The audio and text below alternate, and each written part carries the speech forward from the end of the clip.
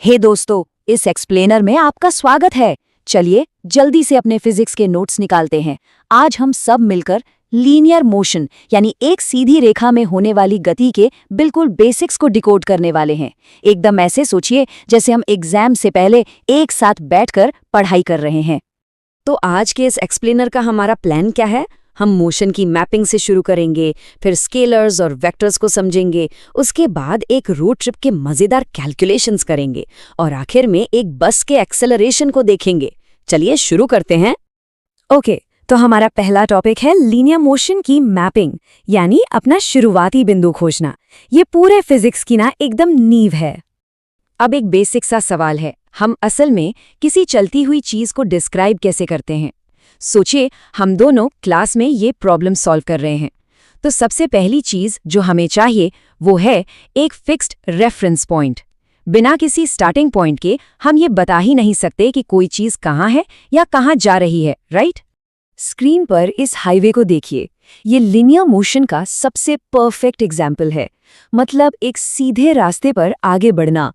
वैसे तो दुनिया में मोशन कई तरह के होते हैं, लेकिन समझने के लिए हाईवे पर सीधे चलती हुई कार से बेहतर शुरुआत और क्या हो सकती है? और पता है हमारे नोट्स में सबसे इंटरेस्टिंग बात क्या है? एक सीधी रेखा पर ये जो प्लस और माइनस के साइन होते हैं ना, ये सिर्फ मैथ्स के लिए नहीं है। लीनियर मोशन में ये एक्चुअली दिशाएं बताते हैं।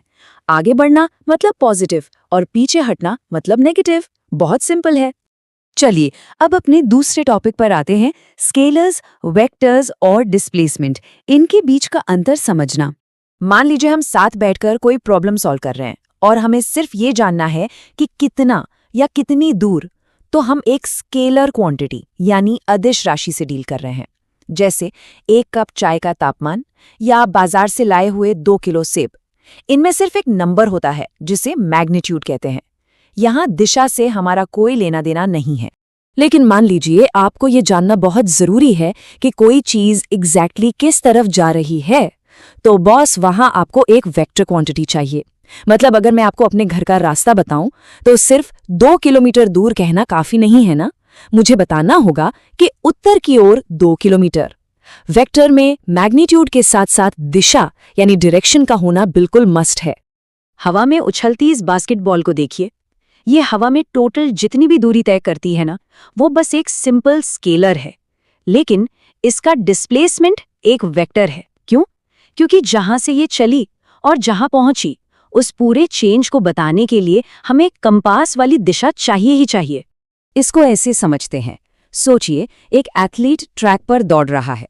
वो भागकर आगे जाता है, फिर वापस मुड़ता है और उसकी टोटल कवर की गई दूरी हो जाती है 160 मीटर। लेकिन अगर हम स्टार्टिंग लाइन से उसके आखिरी पोजीशन तक एक सीधी लाइन खींचें तो उसका असल डिस्प्लेसमेंट शायद सिर्फ 40 मीटर ही निकलेगा। है ना कमाल की बात? दूरी और डिस्प्लेसमेंट में यही सबसे बड़ा फर्क है। आगे बढ़ते हैं सेक्शन 3 की तरफ, the road trip calculations, speed versus velocity.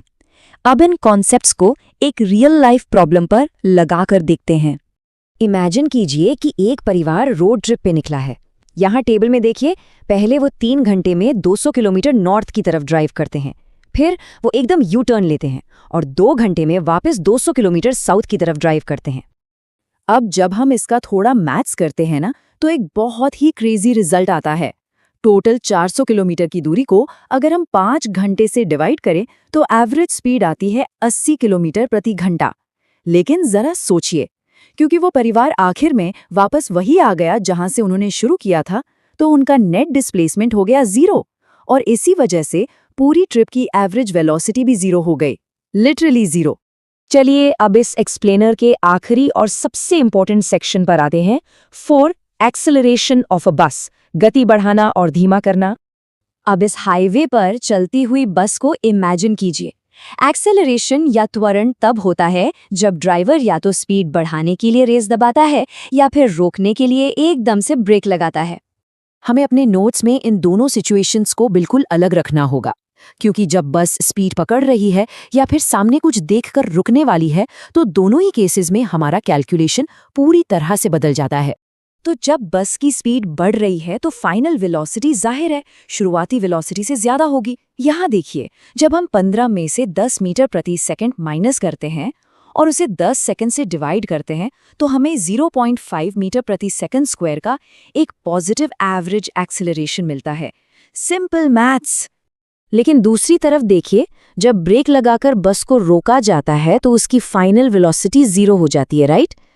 तो इस केस में 0 में से 15 घटा के 5 सेकंड से डिवाइड करने पर हमें जो एवरेज एक्सेलरेशन मिलता है वो होता है -3 मीटर प्रति सेकंड स्क्वायर। और यहीं पर सबसे बड़ी ट्रिक है। इस नेगेटिव साइन का मतलब ये बिल्कुल नहीं है कि बस रिवर्स गियर में पीछे जा रही है। इसका सिर्फ इतना सा मतलब है कि एक्सेलरेशन बस की आगे बढ़ने की दिशा के बिल्कुल ऑपोजिट काम कर रहा है ताकि बस को धीमा किया जा सके। तो अब जब हम इस एक्सप्लेनर को खत्म कर रहे हैं तो जरा इस बारे में सोचिए। शुरुआती वेलोसिटी और ड्राइवर के रिएक्शन टाइम को समझकर हम अपनी गाड़ियों की ब्रेकिंग डिस्टेंस कैलकुलेट करते हैं। क्या आपने कभी सोचा है कि गीली या सूखी सड़कों पर ये छोटे छोटे फिजिक्स के कैलकुलेशंस कितनी जानें बचा सकते हैं? सच में फिजिक्स सिर्फ किताबों में नहीं, हमारी जिंदगी में है। तो अगली बार जब आप हाईवे पर हों तो इस बारे में जरूर सोचिएगा।